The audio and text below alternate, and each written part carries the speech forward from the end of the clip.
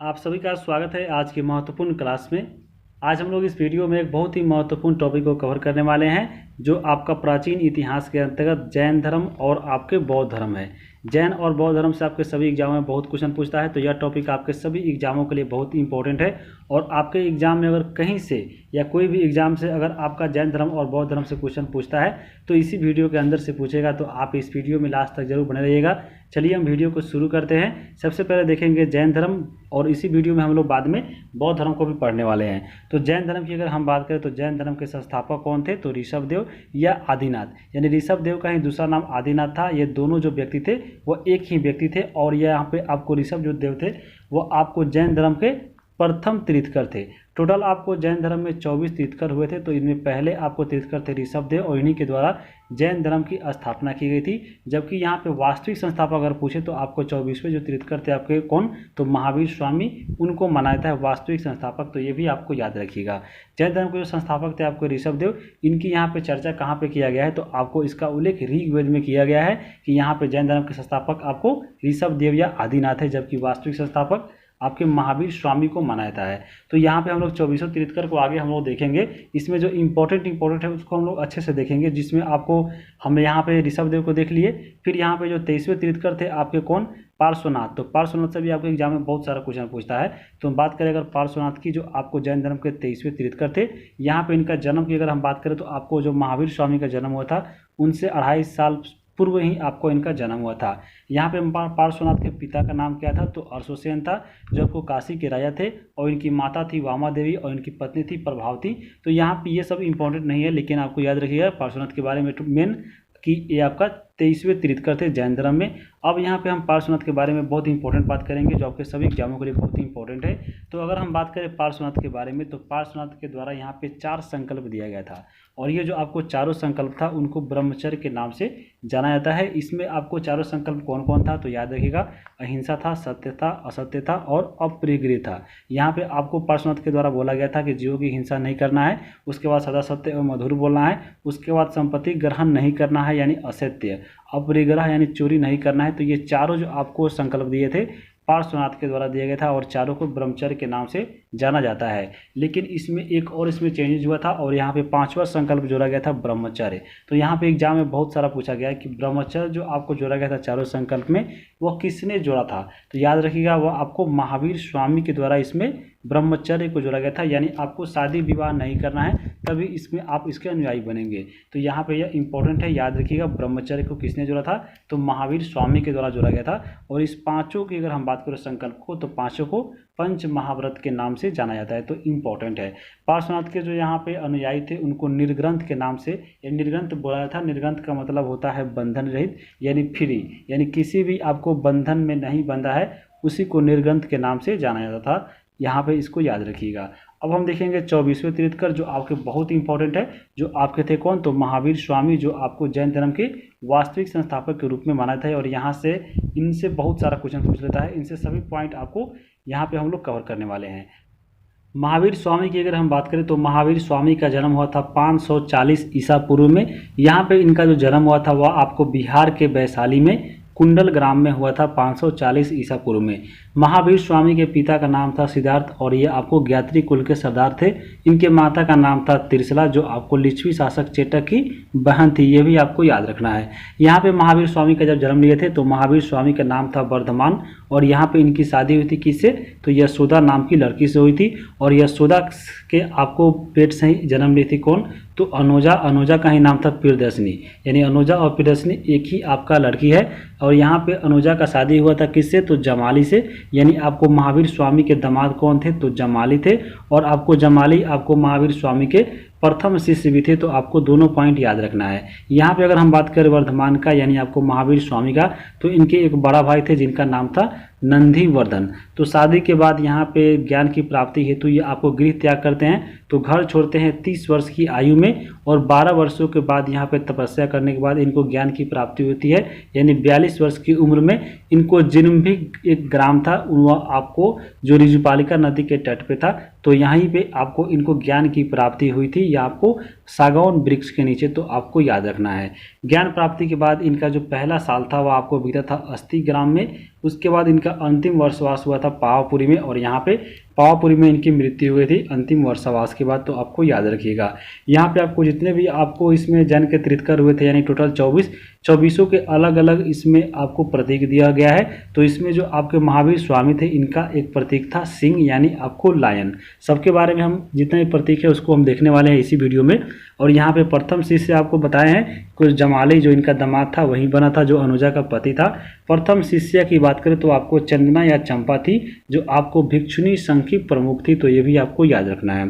प्रथम उपदेश की बात करें तो यहाँ पे महावीर स्वामी के द्वारा प्रथम जो उपदेश दिया गया था वो आपको राजगिरी में विपुलांचल पहाड़ी पर दिया गया था, जो बराकर नदी के तट पर स्थित है। विपुलांचल की पहाड़ी याद रखिएगा, यह राजगिरी में है। प्रमुख उपाधि की अगर हम बात करें तो यहाँ पे महावीर स्वामी को जब ज्ञान की प्राप्ति हो गई थी तो यहाँ पे इनको उपाधि मिला था कैवल्य। कैवल्य का मतलब होता है संपूर्ण ज्ञान की प्राप्ति होना। इसके अलावा यहाँ पे जीन, अहर्त और निर्ग्रंथ भी उपाधि किनको प्राप्त है, तो महावीर स्वामी को प्राप्त है। ये भी आपको याद रखना है। इनके जीवन का अंत की अगर हम बात करें महावीर स्वामी का, तो महावीर स्वामी की मृत्यु हुई थी आपको कब, तो यहाँ पे आपको 468 ईसा पूर्व में। जिस दिन मरे थे उस दिन इनका दिवाली था, दिवाली के दिन इनकी मृत्यु हुई थी। कहाँ पे, तो आपको नालंदा पावापुरी में हुआ था। याद रखिएगा, पावापुरी जगह पर हुआ था जो आपके नालंदा में पड़ता है, तो यह इंपॉर्टेंट है, याद रखिएगा। आगे हम बात करें यहाँ पे इनको निर्वाण यानी पावापुरी में हुआ था नालंदा में। और यहाँ पे महावीर जयंती आप सबको मालूम होना चाहिए कि प्रत्येक साल 9 अप्रैल को आपको भारत में मनाया जाता है महावीर जयंती, तो ये भी आपको याद रखिएगा। आगे हम देखेंगे यहाँ पे जैन धर्म से संबंधित जितने भी महत्वपूर्ण तीर्थ स्थल है उसके बारे में। तो यहाँ पे सबसे पहला आपको है समेध शिखर। समेध जो शिखर है आपको पड़ता है झारखंड में। झारखंड में कहाँ पे, तो झारखंड में एक आपका जिला है हजारीबाग। हजारीबाग के जिला में ही एक आपका है समेध शिखर। इस शिखर इसलिए फेमस है क्योंकि यहाँ पे जैन जो ग्रंथ थे उसके 20 तीर्थंकरों को यहाँ पे निर्वाण की प्राप्ति हुई थी, यानी 20 तीर्थंकर यहाँ पे इनको मृत्यु हुआ था। तो बहुत इंपॉर्टेंट है, इसको याद रखिएगा। और 20 तीर्थंकर में सबसे इंपॉर्टेंट याद रखिएगा जैन धर्म के 23वें तीर्थंकर पार्श्वनाथ के बारे में। जो पार्श्वनाथ की जो आपको निर्वाण की प्राप्ति हुई थी वह भी आपको समेध शिखर झारखंड पे ही हुई थी, तो ये इंपॉर्टेंट हो जाता है, याद रखिएगा। आगे देखेंगे यहाँ पे पावापुरी आपको कहाँ पड़ता है, तो नालंदा बिहार में पड़ता है। और यहाँ पे आपको महावीर स्वामी का निर्वाण का प्राप्ति हुआ था, तो आपको याद रखिएगा। यहाँ पे 20 तीर्थंकर जो हो गए थे आपको समेध शिखर में, और यहाँ पे महावीर स्वामी हो गए आपको 21। उसके बाद 3 जो बचते हैं या आपको आगे भी हम लोग यहाँ पे कवर करने वाले हैं जब यहाँ पे 24 को एक साथ देखेंगे। उसके बाद हम बात करें अगर श्रवणबेलगोला का जो कर्नाटक में पड़ता है, तो आपको चंद्रगुप्त मौर्य जो आपको जैन धर्म के समर्थक थे, अनुयायी थे, तो यहाँ पे जैन धर्म के जो समर्थक थे चंद्रगुप्त मौर्य, उनका भी मृत्यु यहाँ पे श्रवणबेलगोला में हुआ था, तो यह भी आपको याद रखना है। बात करें अगर हम कैलाश पर्वत जो आपके नेपाल में पड़ता है, तो कैलाश पर्वत में यहाँ पे ऋषभ देव को निर्वाण की प्राप्ति हुई थी, जो आपको पहले क्या थे, तो जैन तीर्थंकर थे, तो ये आपको याद रखना है। आगे देखेंगे हम लोग, आगे यहाँ पे है राजगिरी की बात करें तो यहाँ पे क्या हुआ था, तो राजगिरी में स्थित है 5 पहाड़ी, और इसी 5 पहाड़ी में एक पहाड़ी था विपुलांचल, जहाँ पे पहले उद्देश्य दिए थे। यहाँ पे प्रथम उद्देश्य जो दिया गया था महावीर स्वामी के द्वारा वह आपको राजगिरी में ही दिया गया था, विपुलांचल पहाड़ी पर, यह भी आपको याद रखना है। आगे देखेंगे गिरनार जो जगह आपको पड़ता है सौराष्ट्र में, और यहाँ पे नेमिनाथ की निर्वाण की प्राप्ति हुई थी, तो ये भी आपको याद रखना है। बात करें यहाँ पे हम अयोध्या की अगर हम बात करें तो यहाँ पे प्रथम तीर्थंकर जो ऋषभ देव थे, यहाँ पे इनके सहित 5 तीर्थंकर ने जन्म लिया था। याद रखिएगा, अयोध्या किस लिए फेमस है, क्योंकि यहाँ पे टोटल आपको जैन धर्म के 5 जो तीर्थंकर थे जन्म लिए थे, उनमें जो सबसे प्रमुख याद रखिएगा ऋषभ देव जो आपके पहले जैन तीर्थंकर थे। इंपॉर्टेंट है, याद रखिएगा। विपुलांचल पर्वत अभी हम देखें महावीर स्वामी का प्रथम आपको उपदेश दिया गया था। उसके बाद माउंट आबू राजस्थान की बात करें तो यहाँ पे दिलवारा का जो जैन मंदिर है, जो आपको यहाँ पे ऋषभ देव की मूर्ति है, जो यहाँ पे पहले आपको तीर्थंकर थे। तो जैन धर्म के जो आपको संस्थापक थे ऋषभ देव, उनका जो यहाँ पे कहाँ पे इनका मूर्ति है आपको याद रखिएगा, माउंट आबू का राजस्थान में दिलवारा का जैन मंदिर है, और इसी का इनमें मूर्ति बनाया गया है। यहाँ पे श्रवणबेलगोला में अभी हम देखें आपको चंद्रगुप्त मौर्य की मृत्यु हुई थी। उसके अलावा यहाँ पे देख लीजिए एक गोमतेश्वर जो बाहुबली की मूर्ति है, आपको किसका है, तो जैन धर्म से संबंधित है। और यहाँ पे जो बाहुबली थे आपको गोमतेश्वर जो थे, यानी यहाँ पे बाहुबली की मूर्ति, बाहुबली ऋषभ देव के पुत्र थे, यानी जो ऋषभ देव आपके जो पहले तीर्थंकर थे उसी के पुत्र थे बाहुबली या आपको गोमतेश्वर। इनका भी यहाँ पे आपको निर्वाण की प्राप्ति हुई थी, और यहाँ पे इनका मूर्ति बनाया गया है बाहुबली की। ये इंपॉर्टेंट है, याद रखिएगा। देखिए यही यहाँ पे इनकी मूर्ति है बाहुबली की। माउंट आबू, यहाँ पे माउंट आबू नहीं, यहाँ पे आपको श्रवणबेलगोला में एक मूर्ति बनाया गया है, बाहुबली की मूर्ति। देख लीजिए यही आपको बाहुबली का मूर्ति है जो आपको कहाँ पे है, तो श्रवणबेलगोला कर्नाटक में है। यहाँ पे अगर हम बात करें यह क्यों फेमस है, तो याद रखिएगा क्योंकि यहाँ पे प्रत्येक 12 वर्ष पर विधि विधान से पूजा होता है, जिसमें दूध घी से यहाँ पे इनको स्नान कराया जाता है भगवान बाहुबली को। तो इम्पोर्टेंट है, याद रखिएगा, जिसे महामस्तक विनेशक के नाम से भी जाना जाता है। इम्पोर्टेंट है, याद रखिएगा। आगे चलते हैं, आगे हम देखेंगे यहाँ पे जैन संगीतिया। जैन के 2 संगीतिया हुआ था जैन धर्म में। आपको प्रथम हुआ था कहाँ पे, तो पाटलिपुत्रा में, और दूसरा जो हुआ था वो वल्लभी में हुआ था। पहला जो आपको पाटलिपुत्रा में हुआ था वो कब हुआ था, तो 300 ईसा पूर्व में हुआ था, और यहाँ पे इसकी अध्यक्षता किए थे स्थूलभद्र ने। तो याद रहेगा, इंपॉर्टेंट है। जबकि द्वितीय जो आपका बौद्ध संगीति हुआ था वो आपको वल्लभी में हुआ था, और यह आपको 512 ईसा पूर्व में हुआ था, और इसके अध्यक्ष थे आपको कौन, तो देवी धरगन, और इन्हीं का नाम है क्षमा श्रवण। तो आपको दोनों आपको आ सकता है, तो इन दोनों को आपको याद रखना है। आगे चलते हैं, आगे हम देखेंगे आपको कि प्रथम जो संगीति हुआ था जैन धर्म का, उसमें आपको क्या हुआ था, तो प्रथम जैन संगति में याद रखिएगा कि इसमें आपको जो जैन धर्म था वह 2 विचारधाराओं में बट गया था। एक आपका दिगंबर और दूसरा श्वेतांबर। यह बहुत इंपॉर्टेंट है, याद रखिएगा कि जैन धर्म कितने भागों में बटा था, 2 भागों में, एक आपका दिगंबर और दूसरा आपका श्वेतांबर। और ये आपको देख लीजिए कि प्रथम संगति जो आपका हुआ था उसी में यह बट गया था। तो यहाँ पे हम दोनों के बारे में बात करेंगे। दिगंबर की अगर हम बात करें तो आपको नग्न रहने वाला दिगंबर जो था, आपको कपड़ा नहीं पहनते थे। जो आपको दिगंबर जो यानी जो जैन धर्म के अनुयायी थे आपको दिगंबर वाले, वो नग्न रहते थे, और ये आपको भद्रबाहु के नेतृत्व में रहते थे। अब यहाँ पे कन्फ्यूजन रहता है आपको श्वेतांबर और दिगंबर में कि कौन कपड़ा पहनता है नहीं पहनता है। तो यहाँ पे देखिए दिगंबर, दिगंबर का मतलब होता है आसमान, यानी आपको खुला आसमान। तो आसमान में देखिए पूरा खुला रहता है, इसमें कपड़ा कोई आसमान पहनता है, पूरा नग्न रहता है।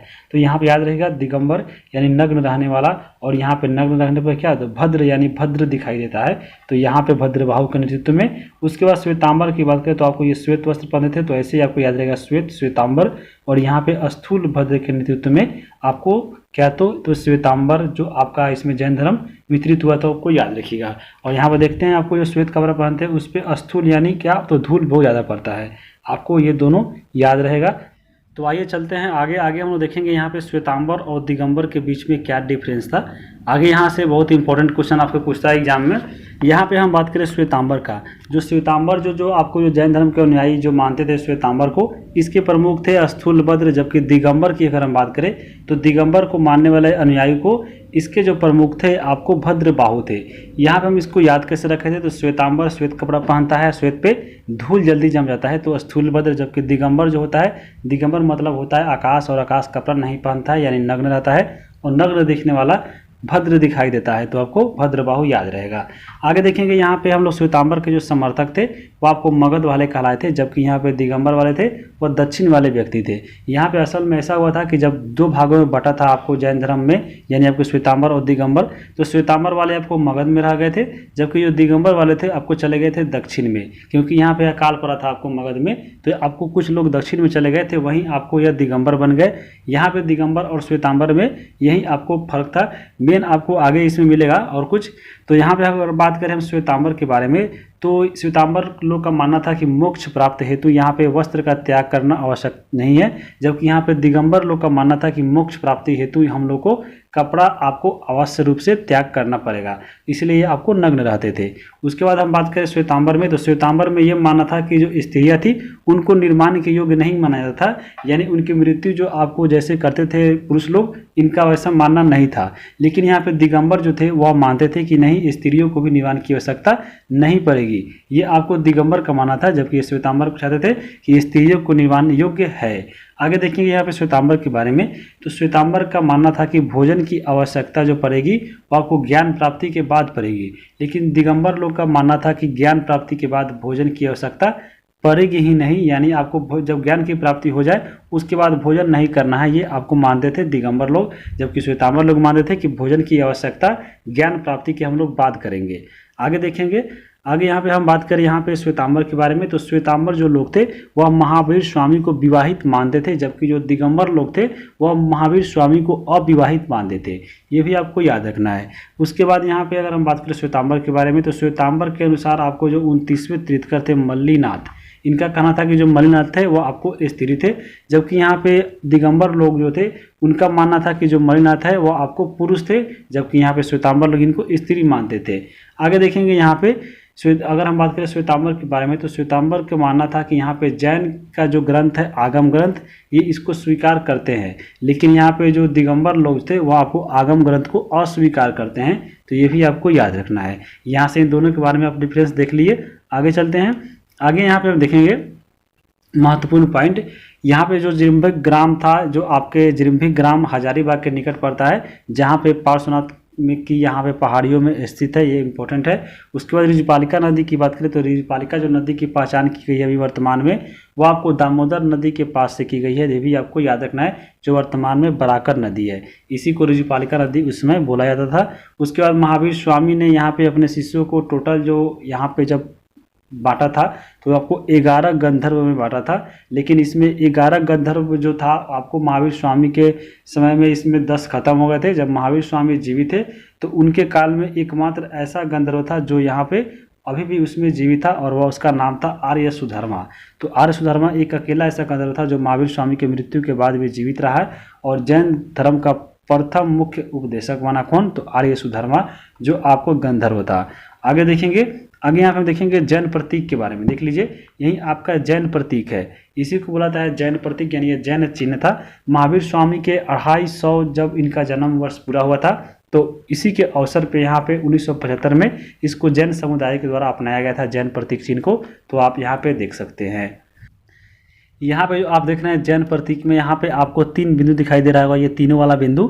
ये जो 3 बिंदु है यहाँ पे यह दर्शाता है कि जैन धर्म का जो त्रिरत्न था, सम्यक ज्ञान, सम्यक दर्शन, सम्यक विचार, ये तीनों बिंदु उसी को दर्शाता है।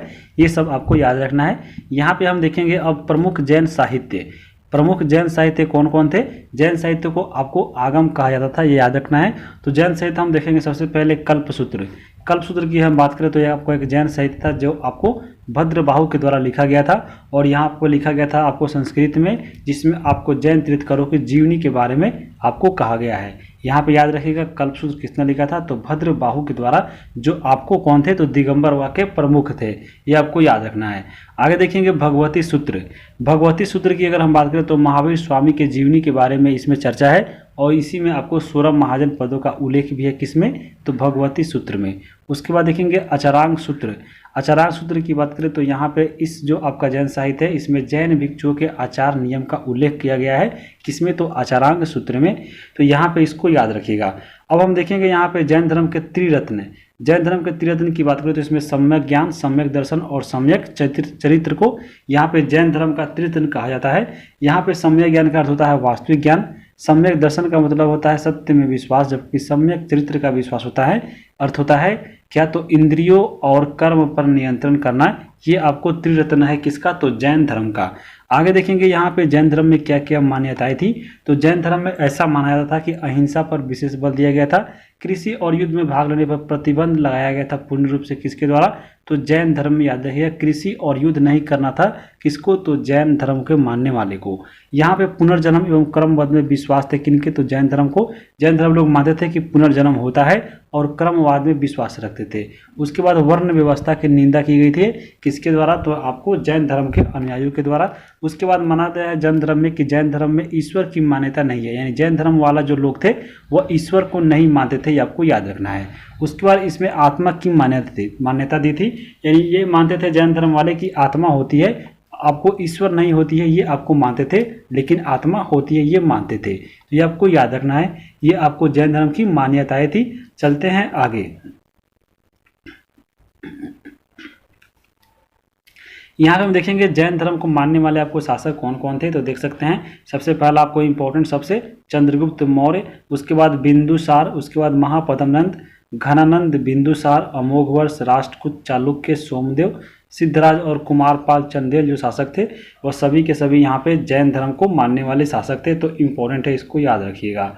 आगे देखेंगे हम लोग खजुराहो का जो जैन मंदिर है आपको जो बनवाया गया था किसके द्वारा, तो चंदेल शासकों के द्वारा बनवाया गया था, आपको याद रखिएगा। यहाँ पे हम मंदिर वाले ट्रिक में इसको बताए थे कैसे याद रखेंगे। खजुराहो का मतलब होता है क्या, तो खुजलाना। खुजलाता है। कोई भी व्यक्ति जब आप किसी से सवाल नहीं बनता है तो अपने चंडाल को खुजलाते हैं, तो चंडाल शासक आप बता दिए हैं। यहाँ पे मथुरा कला की अगर हम बात करें तो मथुरा कला जैन धर्म से संबंधित है, इंपॉर्टेंट है, याद रखिएगा।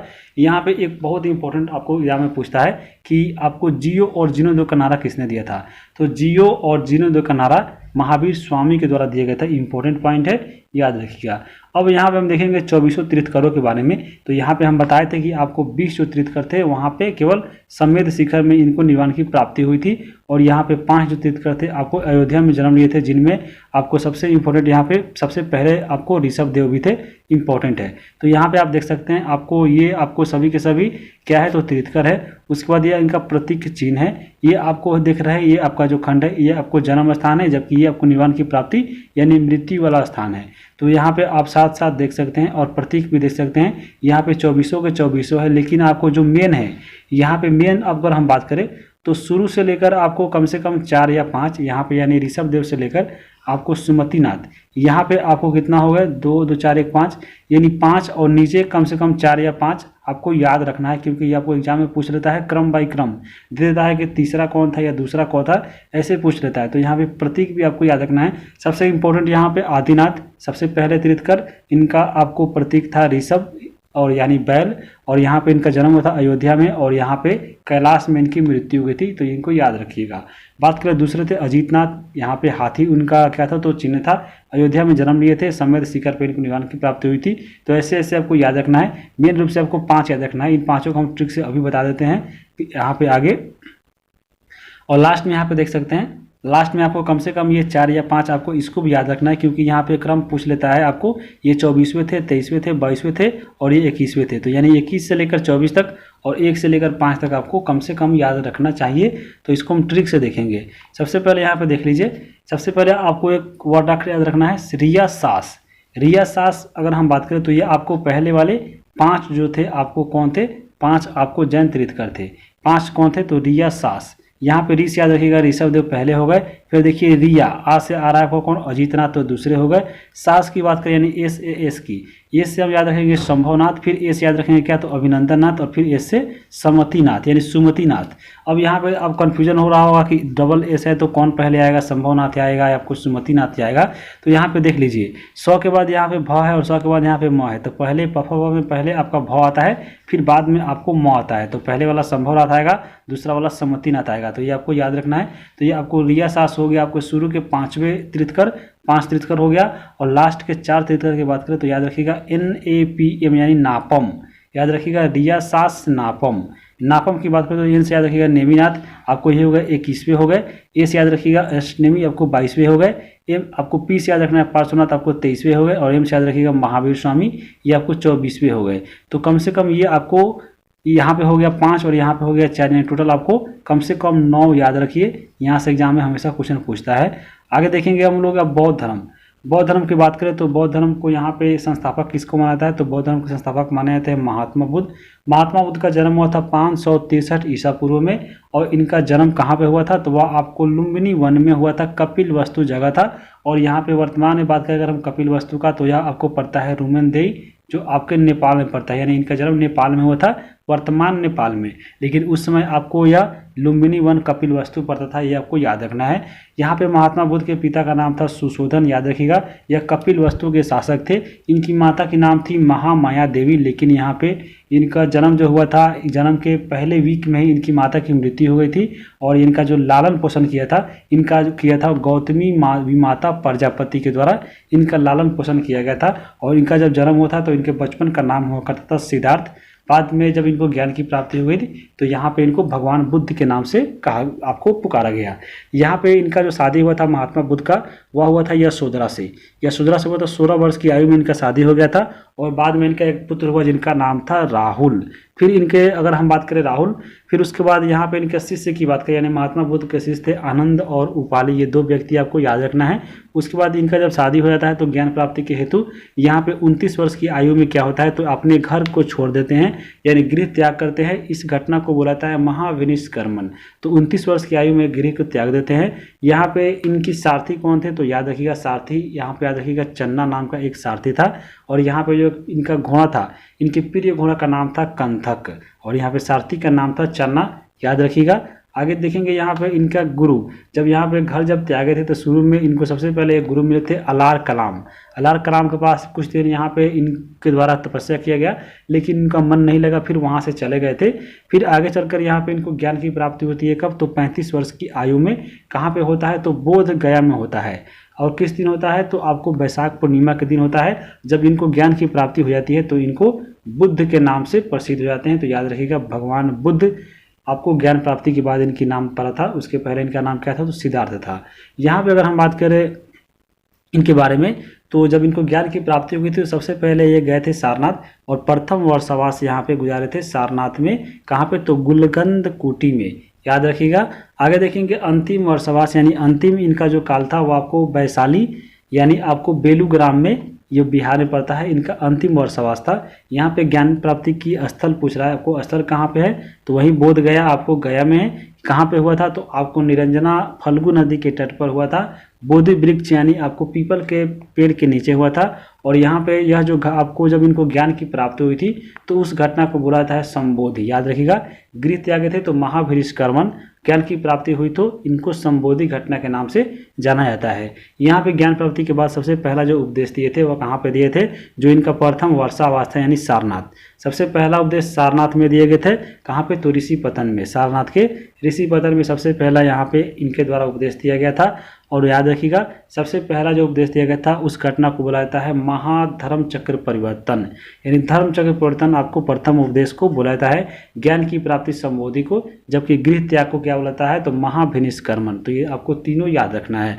आगे देखेंगे अंतिम उपदेश, यानी अंतिम जो उपदेश दिए थे आपको महात्मा बुद्ध, वह आपको दिए थे सुभक्ष नामक व्यक्ति को, जो कुशीनगर का था।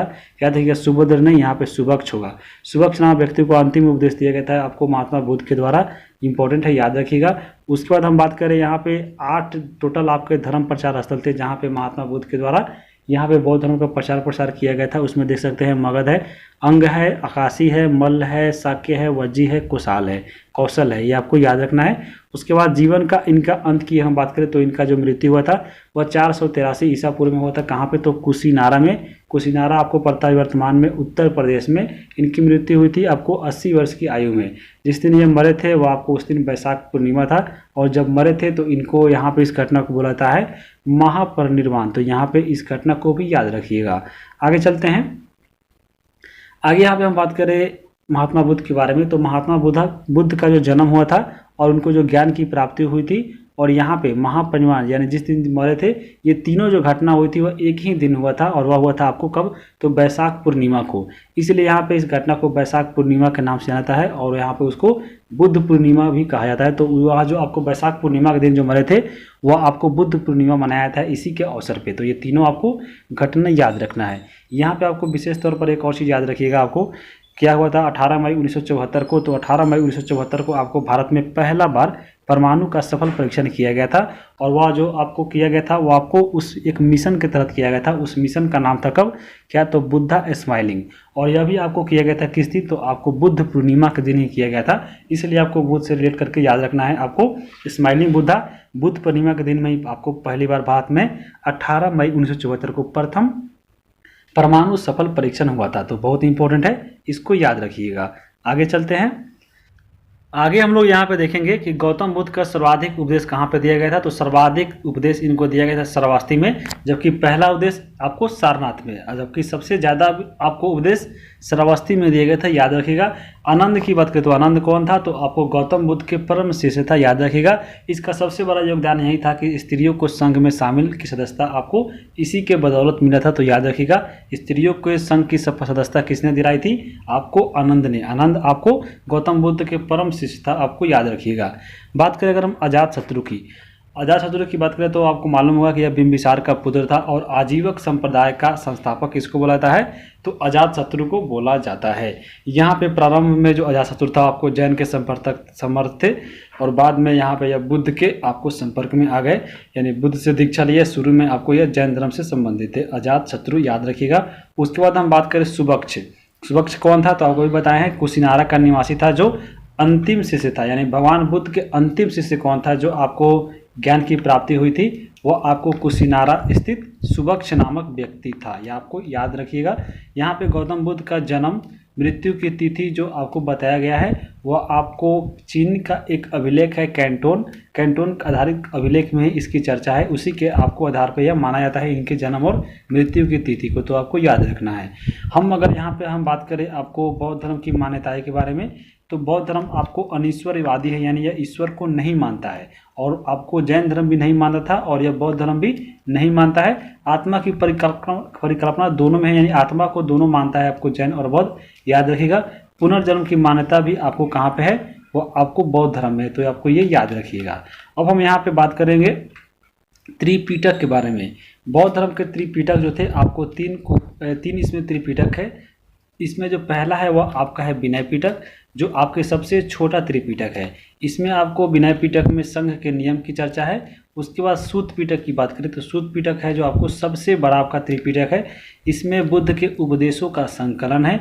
और यहाँ पे जो सूत पिटक है, सूत पिटक को आपको इम्पोर्टेंट याद रखिएगा कि सूत पिटक को प्रारंभिक बौद्ध धर्म का इंसाइक्लोपीडिया के नाम से जाना जाता है, बहुत ही इंपॉर्टेंट है। सूत पिटक को इंसाइक्लोपीडिया कहा जाता है बौद्ध धर्म के प्रारंभिक को, तो इसको याद रखिएगा, जिसमें आपको बुद्ध के उपदेशों का संकलन है।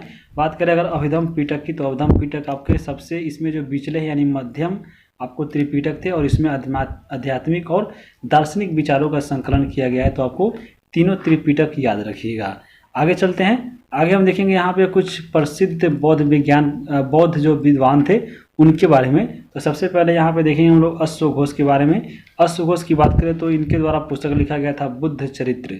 बुद्ध चरित्र के लेखक थे आपको अश्वघोष। यहाँ पे बुद्ध चरित्र में भगवान बुद्ध के जीवनी पर आधारित या आपको प्रथम ग्रंथ माना जाता है। बुद्ध चरित्र को इम्पोर्टेंट है, याद रखिएगा। और यहाँ पे जो अश्वघोष थे वो आपको कनिष्क के समकालीन आपको क्या थे, तो लेखक थे, इसको इम्पोर्टेंट है, याद रखिएगा। आगे देखेंगे नागार्जुन। नागार्जुन की अगर हम बात करें तो बौद्ध दर्शन के माध्यमिक विचारधारा का प्रतिपादन किया था, जिसे शून्यवाद के नाम से जाना जाता है। और यहाँ पे आपको पारा की खोज भी की गई थी नागार्जुन के द्वारा, तो इम्पोर्टेंट है, इसको याद रखिएगा। आगे देखेंगे हम लोग, अगला यहाँ पे है बुद्ध घोष। बुद्ध घोष की बात करें तो इनके द्वारा पुस्तक लिखा गया था विशुद्धि मार्ग। और यहाँ पे विशुद्धि मार्ग जो ऐसा आपका पुस्तक था जिसमें हीनयान संप्रदाय का यह प्रमुख ग्रंथ था विशुद्धि मार्ग, तो इम्पोर्टेंट है, यह लिखा गया था बुद्ध घोष के द्वारा। आगे देखेंगे, अगला यहाँ पे है असंग और वसुबंग। ये आपको जो दो भाई थे असंग और वसुबंग, और यहाँ पे ये दोनों बौद्ध एक ही दोनों भाई थे, और आपको इन दोनों के द्वारा एक पुस्तक लिखा गया था, एक कृति, महान कृति था जिसका नाम था अभिधम्म घोष। तो अभिधम्म घोष को यहाँ पे लिखा गया था असंग और वसुबंग के द्वारा, जो बौद्ध धर्म का विश्व कोश माना जाता है अभिधम्म घोष, यह इंपॉर्टेंट है, याद रखिएगा। आगे देखेंगे कश्यप मतंग। कश्यप मतंग की अगर बात करें तो चीन जाने वाला प्रथम बौद्ध भिक्षु था कश्यप मतंग, तो इम्पोर्टेंट है, इसको भी देख लीजिए। आगे देखेंगे, अगला यहाँ पे है मोगलीपुत्र-तीस। मोगलीपुत्र-तीस की बात करें तो यह अशोक के समकालीन था, जो तृतीय बौद्ध संगीति के अध्यक्ष के रूप में काम किया था मोगलीपुत्र-तीस, इसको भी इम्पोर्टेंट है। आगे देखेंगे वसुमित्र। वसुमित्र की अगर हम बात करें तो वसुमित्र जो थे आपको कनिष्क के दरबारी थे, चौथी बौद्ध संगीति के अध्यक्ष भी थे, और इनके द्वारा एक पुस्तक की रचना किया गया था महाविभासूत्र, और यह आपको बौद्ध धर्म का विश्व कोश बोला जाता है, इम्पोर्टेंट है, इसको याद रखिएगा। जो आपके चौथे बौद्ध संगीति जो हुआ था उसी में यहाँ पे इस पुस्तक को लिखा गया था। अब हम यहाँ पे बौद्ध संगीतिया को देखेंगे। बौद्ध संगीति की आपको मालूम होगा इसमें आपको 4 बौद्ध संगीति होता है, इसमें 5वां भी है लेकिन यह विवादास्पद माना जाता है, 4 को ही माना जाता है, तो इम्पोर्टेंट है। पहला जो आपका हुआ था वह 483 ईसा पूर्व में हुआ था, कहाँ पे, तो राजगिरी में, जो आपको सप्तकर्णी गुफा में हुआ था। इसकी अध्यक्षता किया गया था महाकश्यप के द्वारा, और इसके जो संरक्षक थे अजातशत्रु शासक थे उस समय, आपको इन्हीं के शासनकाल में हुआ था, तो इम्पोर्टेंट है। उसके बाद 383 ईसा पूर्व में हुआ था वैशाली में, कहाँ पे, तो बालूका राम में। यहाँ पे इसकी जो संगीति हुई थी इसकी अध्यक्षता किए थे सब कमीर के द्वारा, और उस समय आपको शासक कौन थे, तो कालाशोक शासक थे। आगे देखेंगे 250 ईस्वी में हुआ था आपको पाटलिपुत्रा पटना में, उस समय इसकी अध्यक्षता किए थे मोगलीपुत्र-तीस के द्वारा, और उस समय आपको अशोक शासनकाल में हुआ था, तो इम्पोर्टेंट है। उसके बाद 72 आपको ईस्वी में हुआ था, जो आपके कुंडलवन कश्मीर में हुआ था, और यहाँ पे इसकी अध्यक्षता किए थे कौन, तो वसुमित्र के द्वारा, और यहाँ पे अश्वघोष इसके उपाध्यक्ष बने थे, जबकि कनिष्क उसके शासनकाल में यह आपको चौथा बौद्ध संगीति हुआ था। तो यहाँ पे इन सबको याद रखिएगा, बहुत इंपॉर्टेंट है। यहाँ पे संरक्षक पूछ लेता है तो इसको ऐसे याद रख सकते हैं, अ का अक। अक आपको याद रखिएगा तो याद रहेगा, अ से अजातशत्रु, क से कालाशोक, फिर आपको अ से अशोक और क से कनिष्क। तो अक अक इसको याद रखिएगा। जबकि इसके स्थान को अगर हमको याद करना है तो स्थान को याद रखिएगा RVPK। RVPK अगर आप याद रख सकते हैं तो इसको याद रहेगा RVPK। यहाँ पे देखिए R से राजगिरी है, V से वैशाली है, P से आपको याद रहेगा पाटलिपुत्रा, K से कुंडलवन यानी कश्मीर है। तो ये सब आपको याद रहेगा ऐसे ऐसे। आगे चलते हैं, आगे देखेंगे यहाँ पे जितने भी बौद्ध संगीतियाँ हुई थी उसमें क्या क्या घटनाएं घटी थी महत्वपूर्ण। तो प्रथम बार जो ये यानी जो पहला जो बौद्ध संगीति हुआ था उसमें आपको बुद्ध के उपदेशों का संकलन हुआ था और आनंद के द्वारा जो इसमें शुद्ध पिटक और विनय पिटक का संकलन हुआ था। तो इसको याद रखिएगा, यहाँ पे शुद्ध नहीं शुद्ध होगा। तो शुद्ध पिटक और विनय पिटक का संकलन हुआ था आपके प्रथम बौद्ध संगीति में। जबकि द्वितीय जो बौद्ध संगीति हुआ था उसमें क्या हुआ था, तो भिक्षुओं में मतभेद हो गया था और इसको यहाँ पे बौद्ध संघ को दो भागों में बांट दिया गया था, एक आपका स्थाविर और दूसरा महासंघी। तो ये भी आपको याद रखिएगा। तृतीय बौद्ध संगति में क्या हुआ था, तो तृतीय बौद्ध संगति में अभिधम पिटक का यहाँ पे संकलन हुआ था। तो देख लीजिए, पहला में हुआ था आपको शुद्ध पिटक और विनय पिटक का, जबकि अभिधम पिटक का हुआ था तृतीय में। इसको इंपॉर्टेंट है, याद रखिएगा, पूछ रहा था एग्जाम में। चतुर्थ की बात करें तो चतुर्थ में आपको हुआ था क्या, तो बौद्ध धर्म दो भागों में बट गया था, एक आपका हीनयान और दूसरा महायान। दोनों के बारे में आगे हम देखेंगे। हीनयान और महायान में बट गया था। और चतुर्थ बौद्ध संगीति में ही यहाँ पे क्या, तो एक पुस्तक लिखा गया था विभासूत्र, जो इसके अध्यक्ष थे वसुमित्र। चतुर्थी बौद्ध संगीति के जो वसुमित्र अध्यक्ष थे, इसके द्वारा चतुर्थ बौद्ध संगीति में ही पुस्तक लिखा गया था, कौन, तो विभासूत्र नामक। तो इसको इंपॉर्टेंट है, याद रखिएगा।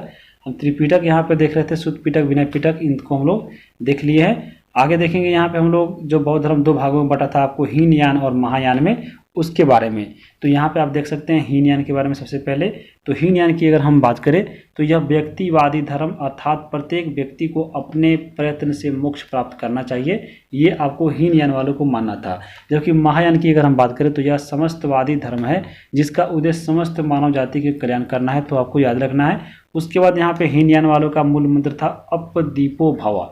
जबकि यहाँ पे देख लीजिए आगे, हीनयान जो लोग थे वह गौतम बुद्ध को महापुरुष मानते थे, देवता नहीं।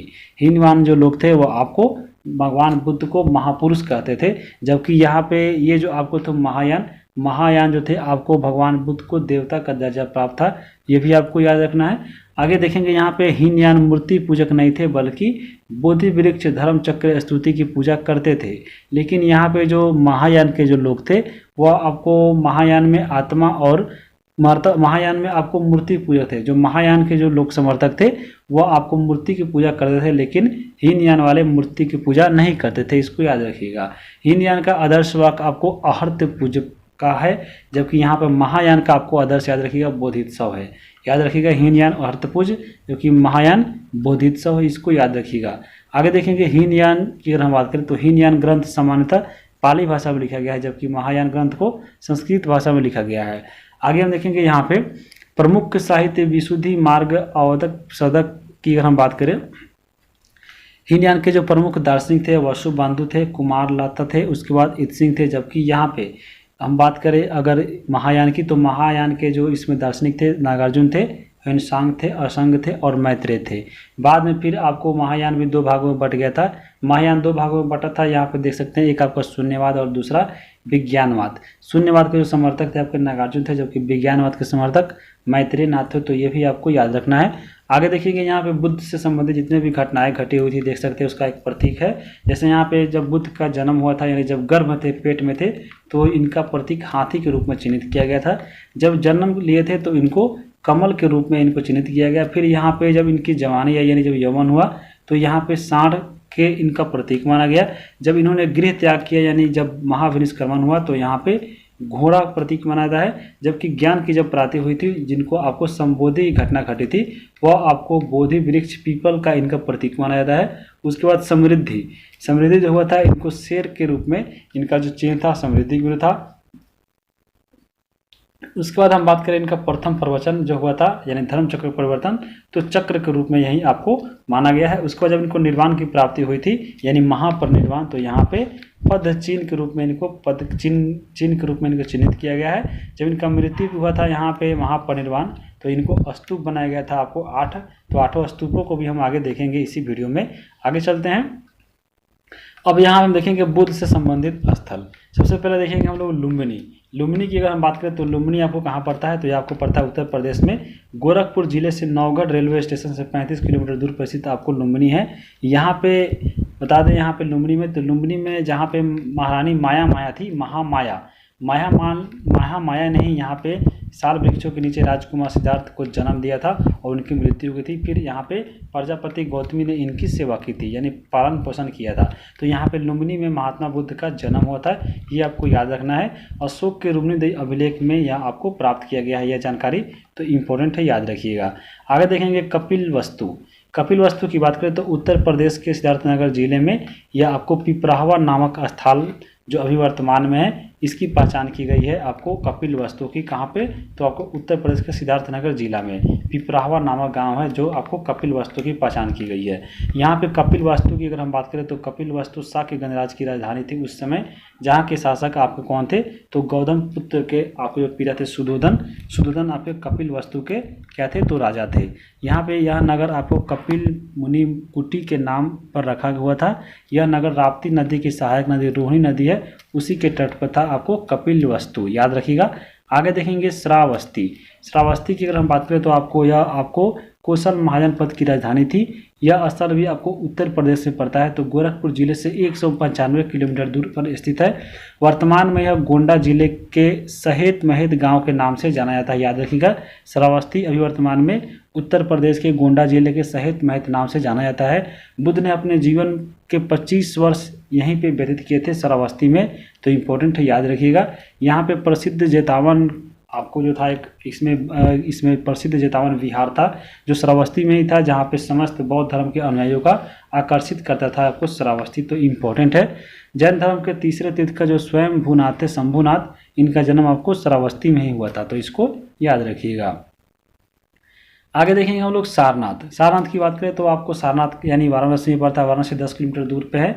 और यहाँ पे गौतम बुद्ध ने अपना प्रथम जो आपको उपदेश दिया था वो आपको सारनाथ में दिया था, तो इम्पोर्टेंट है। जो आपको प्रथम जो उपदेश दिया था वो किस घटना के नाम से जाता है, तो धर्मचक्र प्रवर्तन के नाम से जाना जाता है। और मौर्य शासक जो अशोक थे, अशोक ने यहाँ पर आपको एक स्तंभ का निर्माण कराया था जो इसका नाम था प्रशस्त्र आपको स्तंभ, जो बाद में आपको आगे चलकर इसमें जो था आपको भारत का राष्ट्रीय प्रतीक चिन्ह बना था, तो इम्पोर्टेंट है सारनाथ, इसको याद रखिएगा।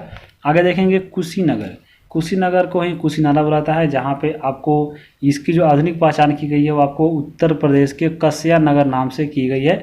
यह आपको कुशीनगर जिले में पड़ता है वर्तमान में, और ये आपको किस राजमार्ग पर पड़ता है, तो आपको NH 28 पे, लेकिन इसका नाम अभी 28 को चेंज कर दिया गया 27, तो यहाँ पे NH 27 पर स्थित है आपको कुशीनारा, इंपॉर्टेंट है, याद रखिएगा, उत्तर प्रदेश में है।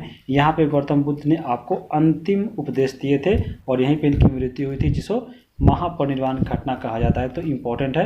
अब हम देखेंगे यहाँ पे प्रसिद्ध बौद्ध विद्यालय जहाँ पे आपको बौद्ध का शिक्षा दिया जाता था। तो सबसे पहले बात करेंगे नालंदा विश्वविद्यालय जो आपको बड़गांव बिहार में पड़ता है, और यहाँ पे इसके संस्थापक कौन थे, तो कुमारगुप्त के द्वारा नालंदा विश्वविद्यालय की स्थापना की गई थी। ये आपको बिहार के बड़गांव में पड़ता है। उसके बाद वल्लभी जो विश्वविद्यालय है वो आपको पड़ता है भावनगर गुजरात में, इसका संस्थापक थे भट्टामार्क, तो इसको भी याद रखिएगा। आगे देखेंगे उदंतपुरी विश्वविद्यालय जो आपको बिहार शरीफ में पड़ता है, और इसका संस्थापक कौन थे, तो गोपाल थे। उसके बाद विक्रमशिला विश्वविद्यालय की बात करें तो आपको यही पड़ता है बिहार के अंचित गांव में, जो इसकी स्थापना कौन थे, तो धर्मपाल के द्वारा यह स्थापित किया गया था। सोमपुर विश्वविद्यालय की बात करें तो पड़ता है आपको बांग्लादेश नौगांव में, और यह भी इसका स्थापक थे धर्मपाल। उसके बाद नगदल विश्वविद्यालय की बात करें तो आपको यह पड़ता है बांग्लादेश के राजशाही में, और इसके संस्थापक कौन थे, तो रामपाल थे। तो यहाँ से इतना आप इसको याद रखिएगा। अब यहाँ पे हम लोग जैन धर्म और बौद्ध धर्म में तुलना करेंगे कि क्या आपको समानता थी और क्या इसमें असमानता थी। तो सबसे पहले जैन और बौद्ध में क्या समानता थी उसको हम देखते हैं। तो जैन धर्म और बौद्ध धर्म जो थे ये आपको धर्म के प्रवर्तक क्षत्रिय थे, दोनों, इसको याद रखिएगा। अनीश्वर आदि दोनों आपको जैन और बौद्ध ईश्वर को नहीं मानते थे, इसको याद रखिएगा। हिंदू धर्म से दोनों का मतभेद था, किसका, तो जैन बौद्ध का, ये याद रखिएगा। उसके बाद वैदिक यज्ञ विधान कर्म कांड का जितने भी था वो विरोध किया गया था जैन धर्म और बौद्ध धर्म दोनों के द्वारा। जाति प्रथा और लिंग भेद का निंदा किया गया था जैन धर्म और बौद्ध धर्म के द्वारा। दोनों में अगर हम बात करें तो दोनों में उपदेश की भाषा अलग अलग थी। जो जैन थी वो आपको पाली भाषा में उपदेश देती थी, जबकि बौद्ध धर्म जो थी आपको बौद्ध धर्म जो थी वह पाली में, जबकि जैन धर्म प्राकृत भाषा में उपदेश को देती थी। तो ये भी आपको पॉइंट याद रखना, ये आपकी समानता थी। जबकि असमानता की बात करें यानी दोनों में असमानता क्या था, तो जैन धर्म बौद्ध धर्म की तुलना में अहिंसा पर ज़्यादा बल दिया था जैन धर्म, तो इसको याद रखिएगा। जैन धर्म अनात्मावादी था, यानी जैन धर्म जो था वह आपको आत्मा को मानता था, जबकि यहाँ पे बौद्ध धर्म आत्मा को नहीं मानता था। उसके बाद जैन धर्म में अगर हम बात करें तो कठोर तपस्या विधान था, जबकि बौद्ध धर्म में मध्यम तपस्या विधान था। जैन धर्म भारत के सीमा से बाहर नहीं फैला था, लेकिन बौद्ध धर्म जो था वह विश्वव्यापी था। आपको अनेक देशों में, जैसे श्रीलंका में अशोक और के बेटे संघमित्रा ने यहाँ पे फैलाया था, उनके पुत्र ने, ये भी आपको याद रखिएगा। जैन धर्म में मूर्ति पूजक की अगर हम बात करें तो आपको इनके नग्न मूर्तियों के हैं, जबकि बौद्ध धर्म में मूर्ति पूजक है लेकिन आपको इसमें नग्न मूर्तियाँ नहीं है, तो आपको याद रखिएगा। जैन धर्म वाले नग्न मूर्तियों की पूजा करते हैं, जबकि बौद्ध धर्म नग्न मूर्ति वाले पूजा नहीं करते, तो ये भी आपको याद रखिएगा।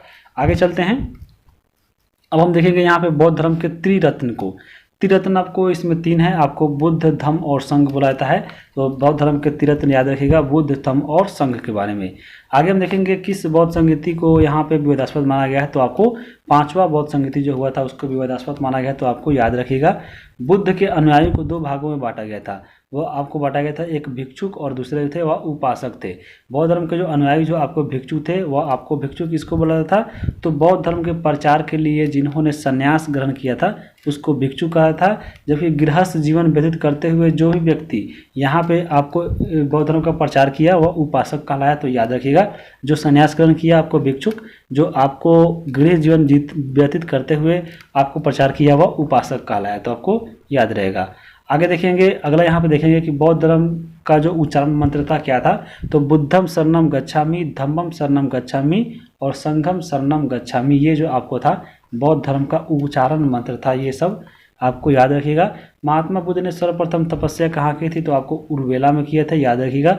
उर्वेला में ही आपको बुद्ध के 5 साधक मिले थे, कौन कौन थे, तो कौंडिन्य थे, वप्पा थे, वादिया थे, महामना और यहाँ पे असागी थे। ये 5 व्यक्ति आपको भगवान बुद्ध को जहाँ पे सर्वप्रथम तपस्या की थी उर्वेला में, यहीं पे इनसे मिले थे। आगे देखेंगे बौद्ध धर्म का सर्वाधिक प्रचार प्रसार किस राज्य में हुआ था, तो वह आपको कौशल राज्य में हुआ था। और यहाँ पे कौशल राज्य में ही आपको भगवान बुद्ध ने सबसे ज़्यादा यानी 21 वर्ष आपको समय व्यतीत किए थे यहीं पे, तो इसको भी याद रखिएगा। यहाँ पे बुद्ध ने सर्वाधिक उपदेश कहाँ पे दिए थे, तो श्रावस्ती में दिए थे, याद रखिएगा। और श्रावस्ती में ही आपको उंगली मान जो डाकू था इनको भी यहाँ पे बौद्ध की शिक्षा दी गई थी आपको भगवान बुद्ध के द्वारा, कहाँ पे, श्रावस्ती में ही दी गई थी। जबकि प्रथम उपदेश पूछे तो आपको सारनाथ में, यह को याद रखिएगा।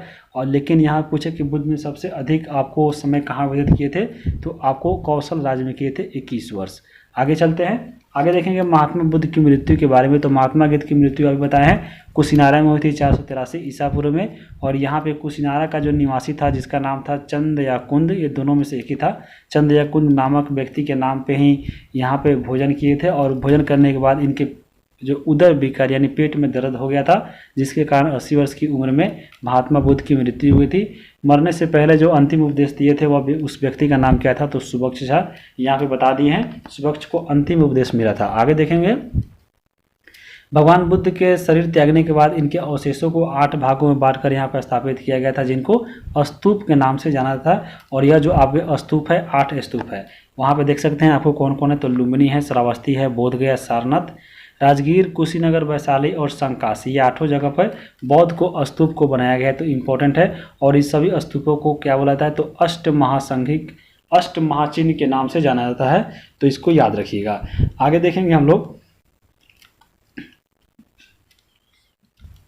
भगवान बुद्ध प्रत्येक 5वें जो वर्षा काल थे वह वैशाली में व्यतीत करते थे, यानी प्रत्येक 5 साल पे वैशाली जाते थे और उनका समय यहीं पे बीता था। वैशाली में ही इनकी एक रहती थी शिष्या जिनका नाम था अमरपाली, तो ये भी आपको याद रखिएगा। बौद्ध धर्म में पंचशील सिद्धांत का उल्लेख है। जो पंचशील सिद्धांत है वो आपको छंदो उपनिषद से लिया गया है, एग्जाम में पूछा गया है, याद रखिएगा। पंचशील सिद्धांत छंदो उपनिषद से लिया गया है। आगे देखेंगे, गौतम बुद्ध के सर्वाधिक जो मूर्ति का निर्माण हुआ था वह गांधार कला में हुआ था, लेकिन जो सबसे पहला इनका मूर्ति बना था वह मथुरा कला के अंतर्गत बना है। ये भी आपको पॉइंट याद रखिएगा। अब आप देखेंगे यहाँ पे बौद्ध धर्म का जो पतन हुआ था वह क्यों हुआ था, इसके कारण क्या था। तो बौद्ध संघ में आपको भ्रष्टाचार फैल गया था। बौद्ध धर्म का विभाजन होने के बाद भी इसमें लोग इंटरेस्ट नहीं लिए। बौद्ध धर्म का जो आपको जो साहित्य था इसमें संस्कृत का प्रयोग किया गया।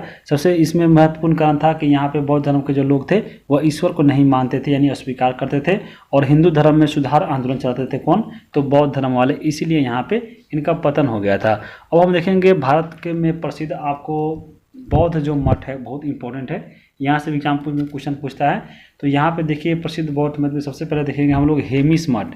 हेमिस मठ आपको पड़ता है कहाँ पे? तो लेह जम्मू कश्मीर में। इसकी स्थापना हुई थी 1630 में, और यहाँ पे जून में प्रत्येक साल एक उत्सव मनाया था जिसका नाम है हेमी महोत्सव। कहाँ पे है? तो जम्मू कश्मीर लद्दाख में, इसको याद रखिएगा। आगे देखेंगे रुमटेक मठ। रुमटेक मठ की बात करें तो यहाँ पे पड़ता है गंगटोक में, सिक्किम में। यहाँ पे आपको धर्म चक्र का केंद्र है और यह राज्य का सबसे बड़ा मठ, यानी रुमटेक मठ सिक्किम का सबसे बड़ा मठ है, ये भी आपको याद रखिएगा। आगे देखेंगे यहाँ पे हम ताबो मठ। ताबो मठ की बात करें तो यह आपको हिमाचल प्रदेश में पड़ता है। इसकी स्थापना 986 ईस्वी में हुई थी और यह हिमाचल की अजंता के नाम से आपको जाना जाता है, और स्पीति नदी के तट पर स्थित है। आपको ताबो मठ याद रखिएगा, हिमाचल की अजंता ताबो मठ को कहा जाता है। आगे देखेंगे बोधि मंडा मठ जो आपको पड़ता है बिहार के बोधगया में, जहाँ पे भगवान बुद्ध को ज्ञान की प्राप्ति हुई थी, और यहाँ पे महाबोधि मंदिर के नाम से इसको फेमस किया है। आपको इसको याद रखिएगा। आगे देखेंगे हम लोग थिकसे मठ। थिकसे मठ की बात करें तो आपको पड़ता है लेह लद्दाख, आपको जम्मू कश्मीर में, और प्रत्येक वर्ष यहाँ पे थिकसे महोत्सव भी मनाया जाता है। आगे देखेंगे हम लोग यहाँ पे तवांग मठ इंपॉर्टेंट है। तवांग मठ की बात करें तो पड़ता है अरुणाचल प्रदेश में। यह भारत का सबसे बड़ा मंदिर है। कौन? तो तवांग मठ, और एशिया का दूसरा सबसे बड़ा मंदिर है। यह इंपॉर्टेंट है, याद रखिएगा। और यह पड़ता है अरुणाचल प्रदेश में, जो आपको बोमडीला दर्रा के समीप में तवांग मठ है, भारत का सबसे बड़ा मंदिर। आगे देखेंगे अगला यहाँ पे है नाम गलाय मंदिर, और यह आपको पड़ता है कहाँ पे? तो हिमाचल प्रदेश धर्मशाला में, जहाँ पे सबसे ऊंचा भारत का आपको क्रिकेट स्टेडियम है। यहाँ पे आपको दलाई लामा का आधिकारिक निवास भी है। कहाँ पे? तो आपको तिब्बत में, और यहाँ पे तिब्बती बौद्ध का सर्वोच्च धर्म गुरु माना जाता है दलाई लामा को, जहाँ पे है नाम गलाय मठ। तो यह भी आपको इंपॉर्टेंट है, याद रखिएगा। यहाँ पे बुद्ध के जीवनी पर एक पुस्तक लिखा गया था जिसका नाम था लाइट ऑफ एशिया। इनको लाइट ऑफ एशिया के रूप में भी जाना जाता है, और इसके लेखक थे एडविन आर्नोल्ड। तो ये भी आपको पुस्तक इंपॉर्टेंट है, इसको याद रखिएगा। तो यहाँ पे जैन और बौद्ध से सभी हम लोग पॉइंट को कवर कर चुके हैं। वीडियो कैसा लगा है कमेंट करके जरूर बताइए। आप अगर चैनल पर नए हैं तो चैनल को सब्सक्राइब कर लीजिए। पीडीएफ प्राप्त करने के लिए आपको स्टूडेंट जेल खाना जाकर सर्च कीजिए, आपको टेलीग्राम पे, वहाँ से पीडीएफ प्राप्त कर सकते हैं। वीडियो देखने के लिए आप सभी को बहुत बहुत धन्यवाद।